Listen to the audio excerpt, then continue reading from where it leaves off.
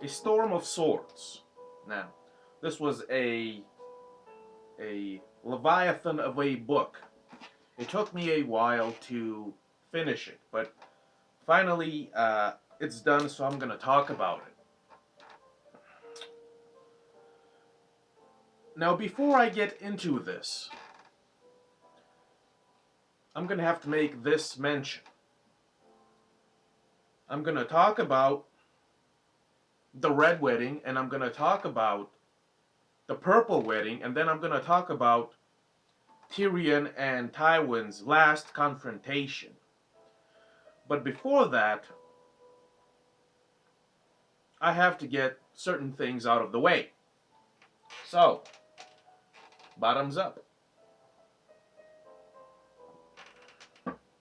Let's start with this. Robb Stark made a tremendous mistake. Robb Stark made a mistake for the ages.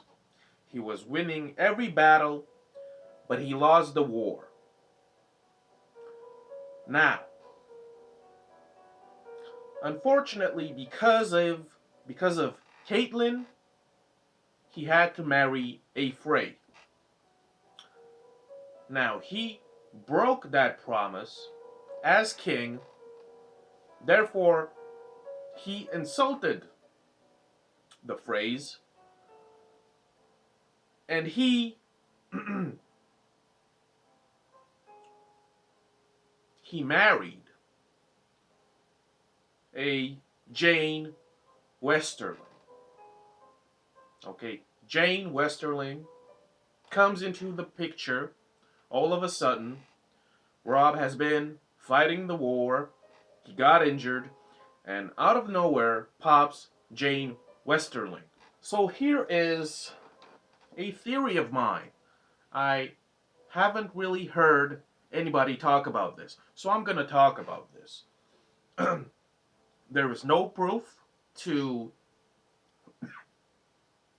there is no proof whatsoever, right? But I'm going to mention it anyway.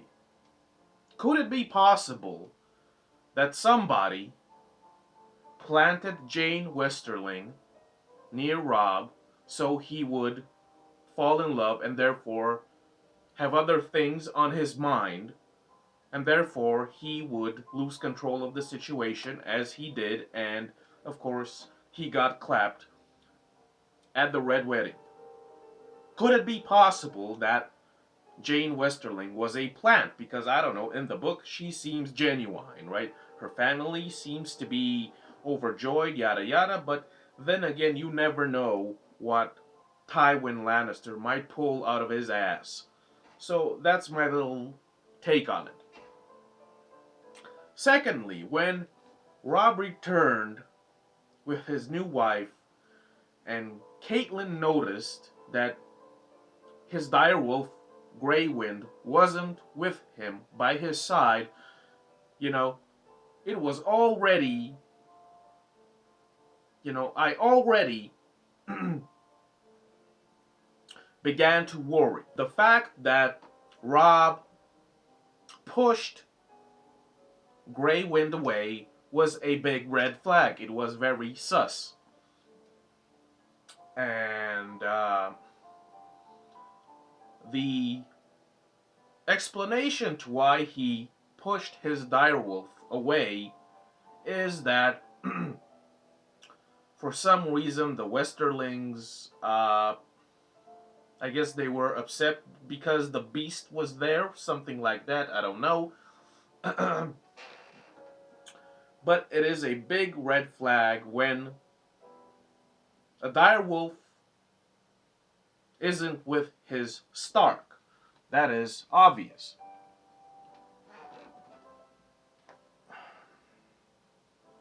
So when this happened in the book, it was plain as can be that Robb had changed somehow, that he was a bit different. It's a very stark contrast.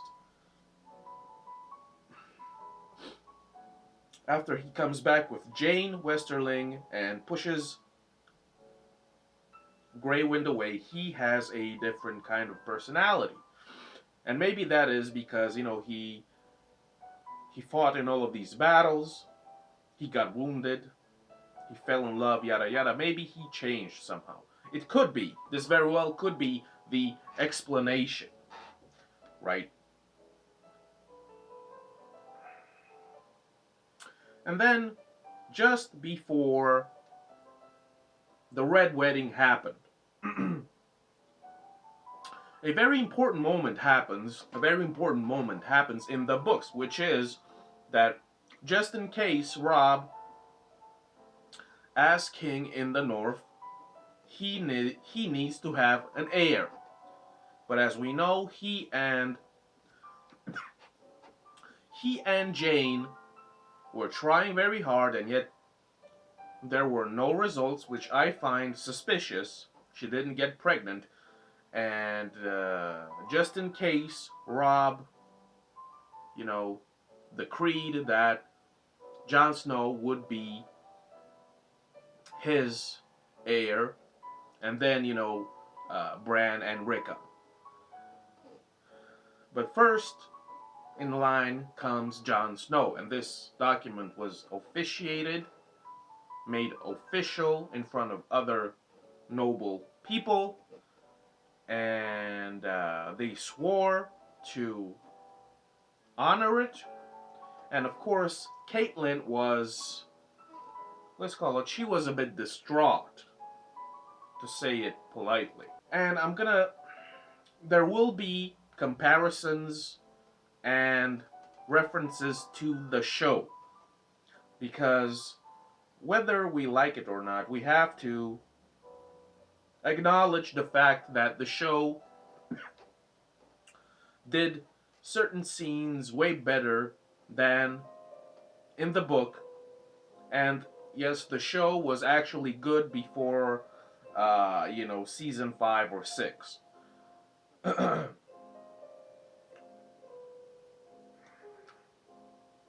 So, of course, the Red Wedding, the Purple Wedding, and the final confrontation between Tyrion and Tywin were done better in the books. Obviously. In the books, all of these events are, let's call it, minimalistic, straight to the point. There is no accessory or exaggeration of any kind. In the show, all of these very important scenes were stretched out, they were developed, and in the book, as I said, they are kept at a bare minimum. So the show did these scenes way better. Let's talk about Jaime for a second. You feel kind of bad for Jaime for losing his arm, his fighting arm. But the moment when he is brought back to King's Landing by Brienne is the exact moment when Jaime starts to change from the, let's call it, the arrogant prick that he was before losing his arm. When he is brought back by Brienne, he is another person. And he is slowly becoming one of my favorite characters.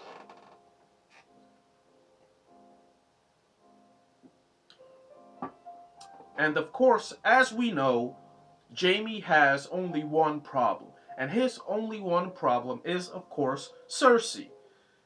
He needs to stay away from Cersei. He needs to distance himself from Cersei. Cersei is no good for him. Cersei belongs to the streets. Okay? Jaime is way better off being by himself. Cersei is trash. Everything she touches becomes sewage. Okay, and I'm just gonna have to talk about their relationship, and this is only the book version. Jaime seems to be, at times, extremely overwhelmed by his lust for Cersei.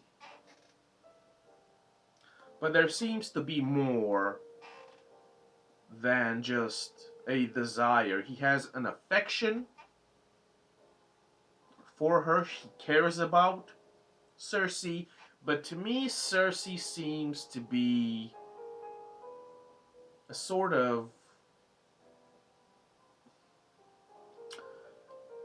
Cersei seems to pretend to care about Jaime. Like, to me, Cersei, up to this book, she doesn't seem to be that invested in Jaime as Jaime is in her. You know, she uses him for whatever reason to satisfy herself or whatever. She manipulates him, and then when she doesn't need him, she just pushes him away, rejects him, etc., etc., using all of these excuses. So that's why I believe that Jaime needs to stay away from his sister because Cersei is no good. Cersei is no good for him. And another curious aspect of Jaime's character, right? We know that Jaime is the father of Cersei's children. And Jaime has a strange reaction, or I should say, he has absolutely no reaction whatsoever when he finds out the news that Tyrion is suspected of poisoning Joffrey at his own wedding and that Joffrey died. He has not even a mild reaction. He doesn't seem to care. Like I said, he only cares about Cersei. He doesn't care that his own son got murked. He's a bit upset that Tyrion might have done it. But even Jaime concludes that Joffrey was just the worst cunt of Cuntville and that Joffrey deserved what he got, which just made Jaime like ascend to the top of my favorite characters. Even the kid's goddamn biological father agreed with the consensus that Joffrey was a goddamn cunt, basically, right? So props for Jaime. As I suspected, Sir Dantos wasn't the one pulling the strings. He wasn't the one making moves. He was just a tool, and he was used by Littlefinger to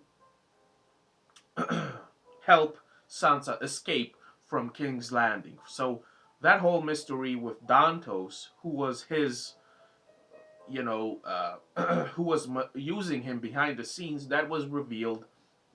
It was Littlefinger, and Sir Dantos met his end, of course, after doing his job. Now, to me, the next issue is pretty much resolved, but some fans still speculate whether or not this issue has been resolved. And I am, of course, talking about the Valerian Dagger that was used by the Cat's Paw to assassinate Bran when he was in a coma. Now, a while back I watched a video I think it was Order of the Green Hand, and this Valerian Dagger came up, and they seemed to be still questioning who the real culprit was behind this assassination. And they pulled up an article, a sort of interview with George R. Martin, and Martin said that this issue had been answered, it had been resolved, but yet some fans are still skeptical. But in A Storm of Swords, Tyrion says it at least twice. He says it. One time he tells Jaime to his face. Tyrion says that it was obviously Joffrey.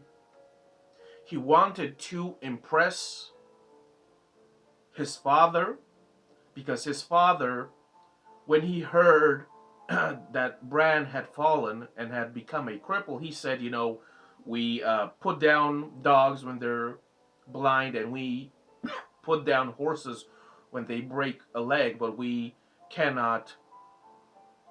not have the mercy to put down cripples and such. So, hearing this, Joffrey went to his father's armory. He found the Valerian Dagger. He somehow found the assassin, and the rest is history. So, to me, this issue with the Valerian Dagger is resolved. It is closed. It is a case that is closed. And of course, it was a very exaggerated, an extremely prolonged situation that could have been answered promptly.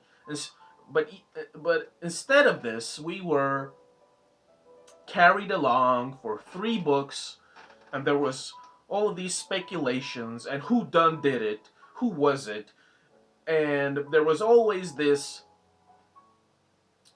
what would you call it? There was this unnecessary complexity to it, where it was always, well, whose dagger is it really? Is it Tyrion's? Is it Littlefinger's? Is it Joffrey's? And so on. Of course, it turned out to be Tyrion's, and there was a bet, and right. So from my stance is that, of course, Littlefinger deliberately accused Tyrion of being the one behind the assassination attempt for some reason. So there you have it. To me, the Valerian Dagger mystery has been solved. Let's address the 3 major events that happened in A Storm of Swords. We're gonna go chronologically. The Red Wedding first. Now, in the Red Wedding, in the books, Robb goes to Walder Frey to apologize for insulting his house, and the deal is that Edmure Tully will marry a Frey girl, because Robb has married Jane Westerling. But unlike the show, I was surprised to find out that Jane Westerling isn't at the Red Wedding, and she doesn't get capped like she does in the show. And I wonder what her role will be in the future, because she and Edmure are the only ones that survive the Red Wedding. Okay, and this was a serious mistake on Robb's behest. We all knew that Walder Frey is just a fucking scumbag, right? No cap. We know from Caitlyn that he is a very bitter, sore person that takes an insult very seriously, right? But Robb still needs the Frey support in his war against the Lannisters. So he goes to the towers, and of course, the wedding happens with Edmure and the Frey girl. And Robb apologizes, and everything seems to go well. And then, of course, here is where certain parts differ from the show. In the show, we know Catelyn hears the Rains of Castamere, and then she goes to Roose Bolton. She sees that he is wearing chainmail, and of course, that is where the slaughter begins. Now, in the books, just before the slaughter begins, Roose Bolton goes outside to take a piss. Somebody, I think it is a Frey, a person locks the doors, and then the Rains of Castamere starts playing. Of course, then the slaughter begins. Arrows are flying everywhere.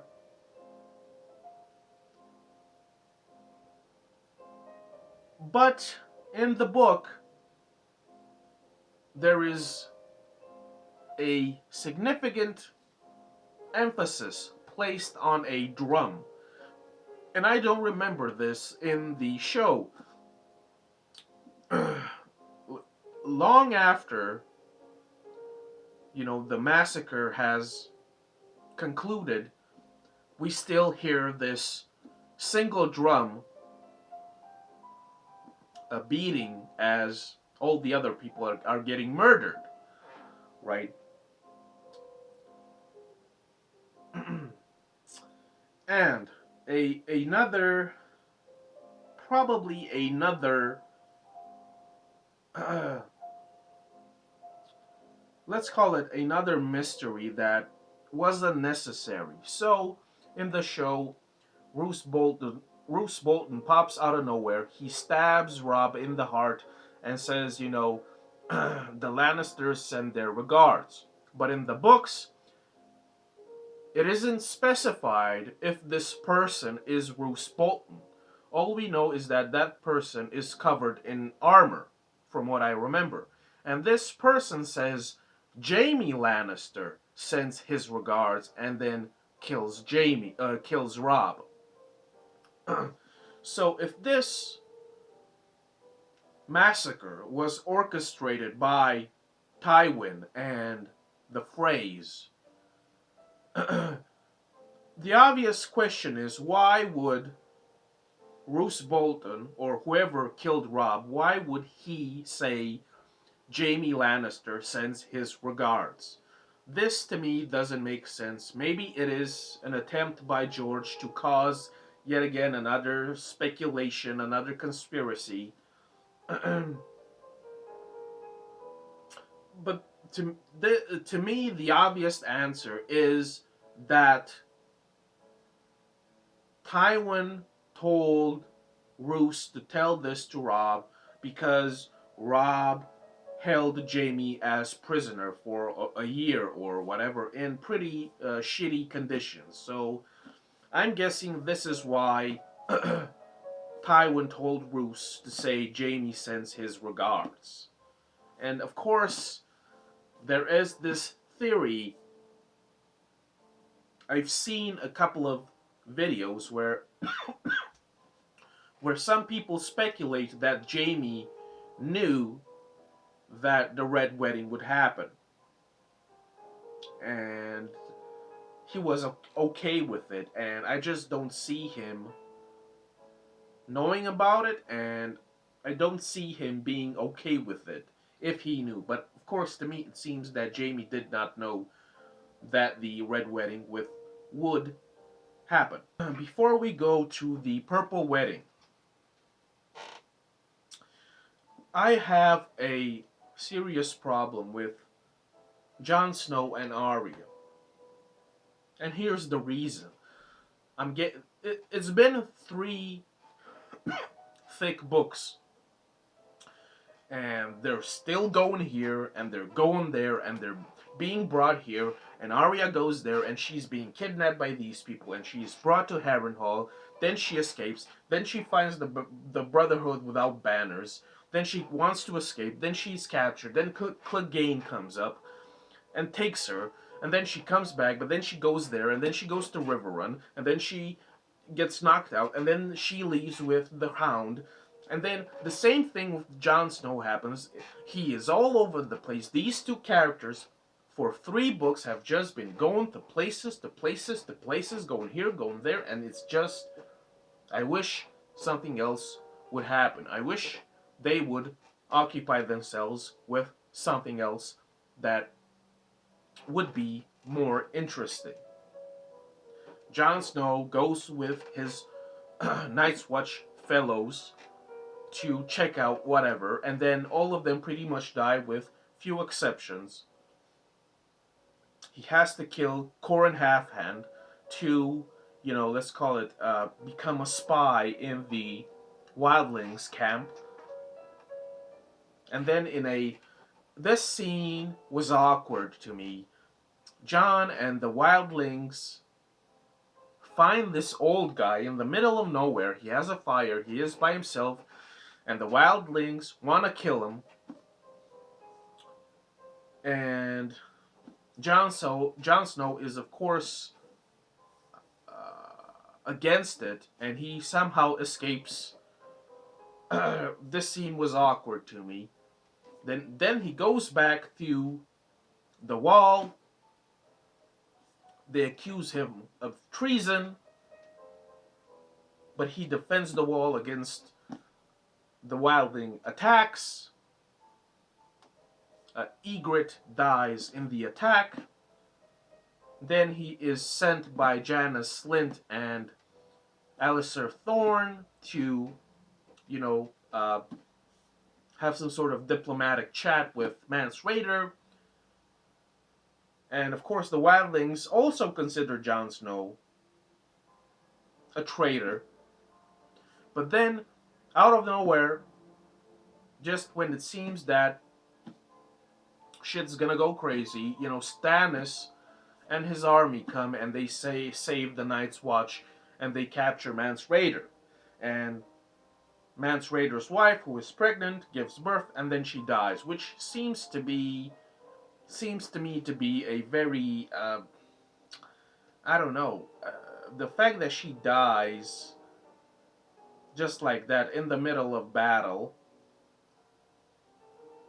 is strange, because I thought, what's her name, Dala, or whatever her name is, it seems to me that she and Val were important, but she dies, so it's whatever. Craster gets killed, which is a plus. I like that. It was about time. Jeor Mormont unfortunately gets killed. That's bad. I really liked him. Another problem, before we go to the Purple Wedding. There is a scene where Samwell Tarly and Gilly escape, the first attack of the others, and they're just walking in the middle of nowhere. They don't know where they are. They don't have any directions. They reach, I think, Craster's place or someplace, and Sam tries to sleep or whatever, and then he wakes up, and then he goes outside, and Gilly and they are surrounded by these, these others, or these White Walkers, or these whites, whatever they are, the zombies, right? And of course, this should have been it for Samwell Tarly and Gilly. But this is exactly what happens in the show in the last season. When these zombies attack every other secondary character, they just swarm the place, right? They're just like a swarm of insects that are rabid, super fast. But when they swarm Jon Snow in the last season, they're walking like ramparts. They're walking like they're paraplegic, right? And this is what happens in the book when Samuel Tarly and Gilly are surrounded. It seems like these ice zombies are walking very slow. They're not attacking. They obviously want Gilly's kid because it it's Craster's kid, and Craster was sacrificing his boys to the others. But the zombies, they're moving very slowly, as if they're grandpas, which is unfortunate, right? And then something even more preposterous happens. Some dude comes up out of nowhere. His name is Cold Hands. We don't know who he is. He's wearing a hood. His hands are cold. And he just has a couple of hundred crows lying around. And he is either warging them himself, and the crows attack the zombies, or maybe somebody like Bloodraven is warging the crows, which attack the zombies, which therefore save Sam and Gilly. And then they leave with Cold Hands, and that's about it. And of course, the theory is that Cold Hands might be your boy Benjen Stark, who's been missing for, you know, 2.5 books, right? Presumed dead, right? Okay, so the Purple Wedding, like, this is probably one of the most glorious moments. The Purple Wedding is, of course, one of the most glorious moments in the story so far, because I have to keep saying this. Joffrey is the greatest cunt in Cuntville. He is a giga soy boy. He is a brat of the highest order, and he needed to get slapped. And I'm very pleased that he goes out the way he does. Now, yet again, the show did it better.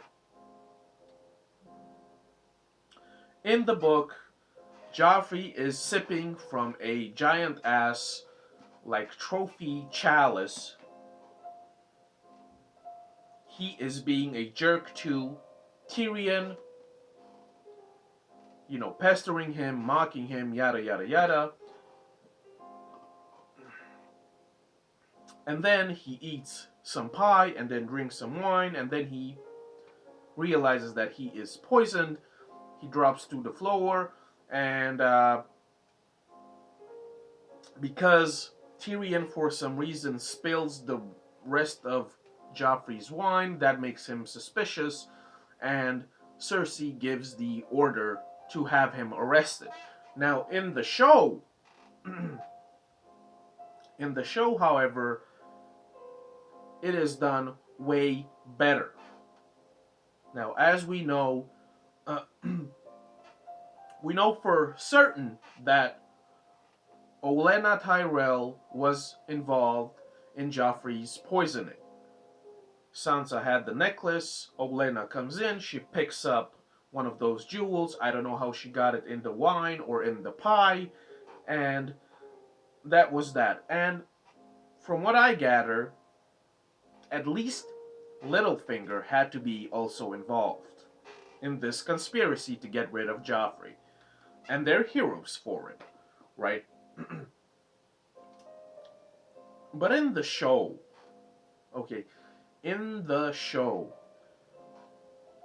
you can really see what a good job the actors have done. And I'm talking about the actors that played Varys and Tywin. Because in the show, from the very beginning, Varys and Tywin, they are just done with Joffrey. You can see it on their faces. Their expressions are that they're about to ruin this kid's whole career. And Joffrey is such a dumbass, such a loser lacking any self-awareness that he can't even notice this. That's how dumb he is. Because that is thanks to Cersei, of course. But in the show, okay, listen, this is a very important detail that not a lot of people catch. Okay, so in the show, whether it was the pie or the wine or both that poisoned Joffrey, when it is obvious that Joffrey is choking and then turning purple and then he falls to the ground, and Cersei is screaming, you know, Olenna says, just help your king. And in the show, listen here. In the show, this is a great detail. Joffrey is in utter agony on the floor, turning purple. You know, Marjorie screams. He is poisoned or he is choking, whatever. Help your king, yada yada, and nobody. Okay, listen, this is very important. Nobody comes to save this man. Not any of the guests, not Pycelle. Tywin doesn't rush to Joffrey's side. Nobody from the Kingsguard, the White Cloaks, none of them come to save Joffrey. The only two people that rush to Joffrey's side are Cersei and Jaime. So we have hundreds, if not thousands, of other people there, and they don't do anything. They don't rush to Joffrey's side. This is very telling that secretly everybody hated Joffrey and everybody saw Joffrey for what he really was, and I just love that moment. Okay? It was a glorious scene to see. Nobody rushed to help this kid because he was a piece of shit and everybody knew it. Tywin knew it. Varys knew it. Everybody knew it. Alright? And how he treated Tyrion before the wedding and during his wedding, it was just sickening and disgusting, and just everybody was just so over it. Okay? Olenna, Varys, Tywin, they were done with Joffrey. And whoever poisoned him, that person is an unsung hero. Okay? A brief mention before we go to the final confrontation between Tywin and his father. Okay, I'm getting kind of tired of Sansa just kind of being there. Okay, I get it, she's naive, yada yada. I'm getting kind of tired of her. Okay, she needs to do something. She needs to wake the fuck up. She needs to start pulling her weight. She needs to scheme. She needs to plot. She needs to manipulate. She needs to make moves. Okay, it's been 3 books. She's kind of partially responsible for her father's execution because she kind of snitched on him to Cersei way back in A Game of Thrones. Okay, now she needs to take that guilt, she needs to take that suffering, and she needs to use them as a weapon. And as we know now, she is with Littlefinger.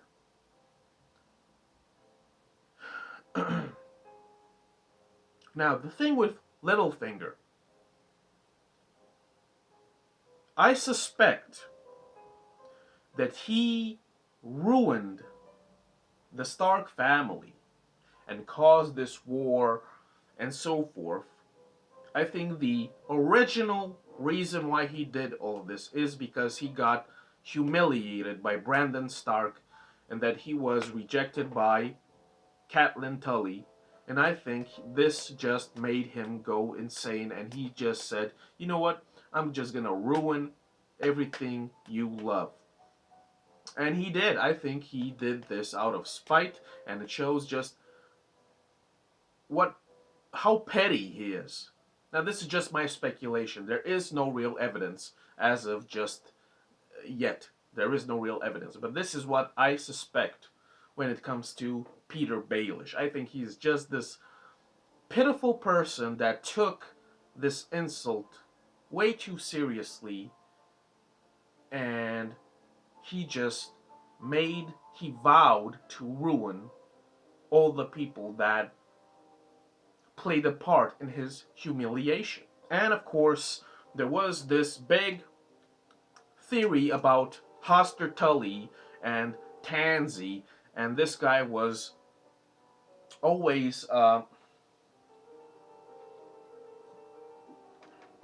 Hoster Tully was always, raving and just because of the fever, and he kept on mentioning Tansy to Caitlyn, and Caitlyn thought that this was a mistress or whatever. But at the end of a game of a Storm of Swords, we finally found out that actually Peter got Lysa pregnant by accident, and Hoster Tully with the Maester gave Lysa, a special tea that got rid of the baby, right?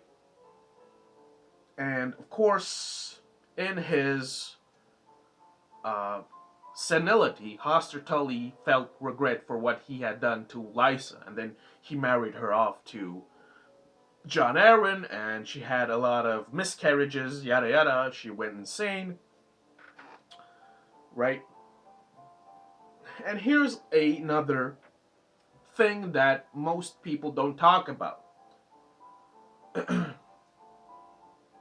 From what we understand, Peter Baelish was kind of frisky with the Tully sisters. He was getting it on with both Lysa and Caitlyn. From what I understand, Littlefinger uh, took both their virginities allegedly, and then Caitlyn was promised to Brandon Stark. He got killed. Then she was promised to Ned Stark. And Littlefinger claims this a couple of times, that he was Caitlyn's and Lysa's first man. Right? So something's going on there. Somebody's lying. And I don't know who that is. But it's interesting because even though, if this is true, because of the politics, even though Lysa and Caitlyn were no longer virgins, they still had to be married off, right, for political reasons. Now, here we have, we're going to talk about the one of the greatest moments ever, which is the last confrontation between Tyrion and his father, Tywin Lannister. Yet again, the show did it better. In the book, in the book, Jaime helps Tyrion escape, and then he tells him about Tysha. He tells the truth about Tysha. Tyrion's first wife wasn't a whore. She was Tysha was genuine. Tysha was genuine in her emotions for Tyrion, and this truth about Tysha makes Tyrion very angry. He slaps the shit out of Jaime. He goes and kills Shay. And then he confronts Tywin on the toilet. And in the book, it goes about like this. Tyrion says, "Yo, what happened to Tysha? Where is Tysha?" And Tywin responds with, "Who?" And Tyrion says, "My first wife." And Tywin responds with, "Oh, I suppose she went where all whores go." And then Tyrion shoots the arrow and Tywin dies, and we find out that he does not shit gold, and that's the scene. That's the scene. In the show, Tyrion's trial and the confrontation with Tywin was absolutely phenomenal. Probably top 5 scenes ever in the show. Tyrion's trial and then his confrontation with Tywin were fabulous in the show. Amazing. What they add to what already is in the books, it's just outstanding. Okay, it's outstanding. But that's about it. I'm expecting great things from Tyrion from here on out. Okay, because he has lost anything now, and all he has left is his anger. And I can't wait to see what happens next with his character. Okay, so that's about it. See ya.